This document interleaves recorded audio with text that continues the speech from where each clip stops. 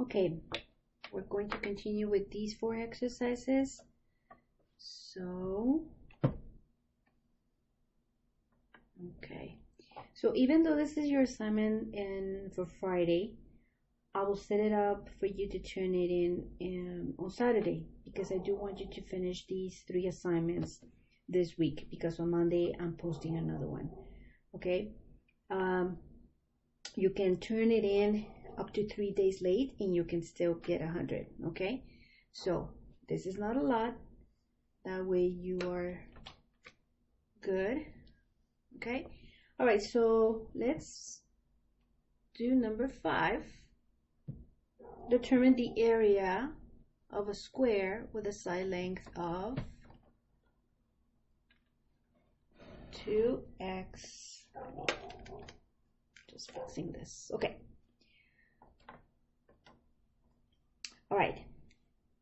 Area of a square. So area of a square, how do you find the area of a square? Length times length, right? Or in this case, side. All right, so I'm going to write it again over here. Side times side. All right, this is the letter S for side. So it means that you have a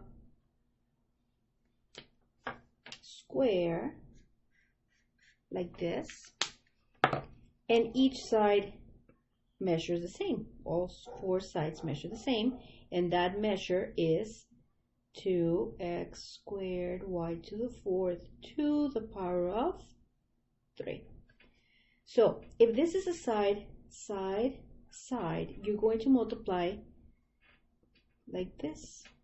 Side times side, which equals 2x squared y to the 4th to the power of everything to the power of 3 times, again, you repeat the same expression. 2x squared y 4th, everything to the power of 3. Okay, so we need to determine the area of a square if it has sides that measure this. All right, so let's start applying the laws of exponents to simplify this expression. So first of all, we're multiplying. And the first thing that we see is these 2 exponents, but you have this power, okay? So whatever you have here inside the parentheses is elevated to the power of 3, all right? So what we have to do is, again, I'm going to cover the letters. 2 to the power of 3 is how much? I'm going to write it over here. 2 to the power of 3, this equals 2 times 2 times 2. And this gives you what? 2 times 2 is 4, and 4 times 2 is 8. Okay? So this number right here, elevated to the power of 3, is 8. Now, power to a power, what happens with the x? If we do the same thing that we were doing before, I'm going to highlight the x's, one color, the y's, another color. Okay. So for the x right here, power to a power, what do? Multiply the power. So 2 times 3 is 6. For the y, 4 times 3, 12. Okay, so this expression right here is going to multiply this one over here. And of course, since it's the same expression, it means that we repeat this one right here. So I'm just going to write it again. 8x to the 6, y to the 12. All right, so now finally, to continue simplifying, everything here is multiplying. Do you see any addition sign, a plus or a minus in between? No, it means that everything is multiplying. So now we apply the laws of exponents when you multiply.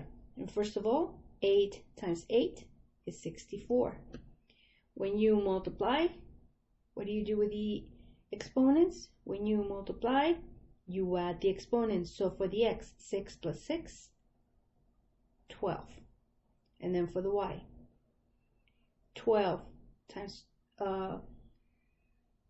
when you multiply, you add the exponents. So 12 plus 12 gives you 24. And this is it. This is your answer. Okay?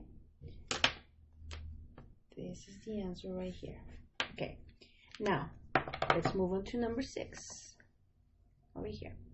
Now it's the area of a rectangle. So this part right here, what does that mean? It means that you're going to use this formula. Area equals length times width. And if you see the problem right here, they're giving you the length, which is this expression right here, and the width is this expression right here. So I'm going to write the formula. And of course, I want you to think of a rectangle like this. Okay? I'm going to draw it vertical. This is your width. This is the length.